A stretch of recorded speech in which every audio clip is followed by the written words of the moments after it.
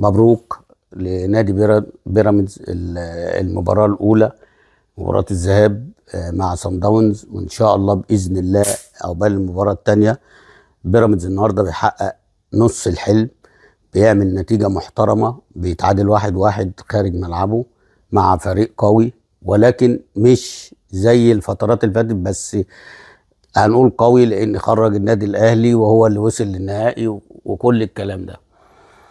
فرقة بيراميدز النهارده ضيعت فوز وكانت هي الأحسن والأخطر، ولكن مباراة مجملها مباراة كبيرة. لعيبة بتلعب الساعة 3 الظهر ولا 4 الظهر، في عز الحر، في الرطوبة، بتواجد جماهيري كبير، ولكن كل الكلام ده ما فرقش معاهم. بيلعبوا لاخر دقيقة وجابوا جون في الدقيقة 3 من الوقت بدل الضايع.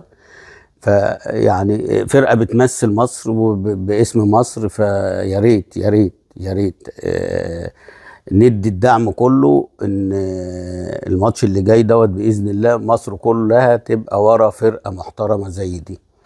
وبرضه بتلعب باسم مصر، يعني برضه هنقول بتلعب باسم مصر، لان لا النادي الاهلي موجود ولا نادي الزمالك في البطولة دي. فاحنا كل الدعم ليها باذن الله، وان شاء الله تحرز لقب البطولة بإذن الله يا رب كده، ويبقى بطولة بدل ما تروح جنوب أفريقيا تبقى هنا في مصر، يعني إن شاء الله تبقى في مصر. فيا ريت للرابطة بس تفكر تاني إن هو الماتش اللي هو بتاع يوم 28 ده ممكن تأجله شوية عشان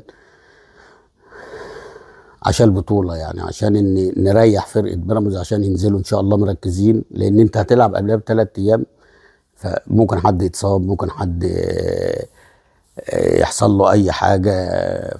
فطب ليه احنا بنلم الناس ده؟ يعني عايزين نخش المباراه ديت وان الفرقه كلها جاهزه ومكتمله الصفوف يعني. فيا ريت بس يا ريت نظره من وزير الشباب والرياضه والمسؤولين عن الكوره ان هم يتصرفوا في الماتش بتاع يوم 28 ده، عشان فاضل على الحلو ده، فاضل مباراه 90 دقيقه ان شاء الله باذن الله بيراميدز يحقق البطوله. فان شاء الله باذن الله كل التوفيق والدعم لنادي بيراميدز، وان شاء الله باذن الله يا رب كده يشيل البطوله ديت، ويبقى في نادي مع النادي الاهلي. النادي الاهلي خرج، يبقى في عندنا رجاله بتقدر تجيب البطوله. فعايزين اكتر من نادي في مصر يلعب في بطوله افريقيا. بس يعني حته بس للاعلام اللي هو مش محسس ان في مباراه نهائيه لبيراميدز، يعني اديله حته 5 دقايق بس في كل البرامج يعني. ولا انتوا بتخافوا، ولا انتوا مش عارفين ان الفرقه دي فرقه مصريه، ولا مش عايزين تنجحوا الاستثمار، عايزين تفطسوا الاستثمار؟ انا بتكلم على الاعلام يعني. فالنهارده المفروض كل الاستوديوهات تتكلم على المباراه دي، انما كل الاستوديوهات هتتكلم على مباراه الزمالك. وانا بقول لك اهو، على العموم مبروك، وان شاء الله باذن الله كل التوفيق لفريق بيراميدز، ويحرز اول بطوله افريقيه غاليه في 5 ولا 6 سنة له في التواجد المصري على الساحة المصرية، ان هو ينافس على بطولة كبيرة زي بطولة افريقيا.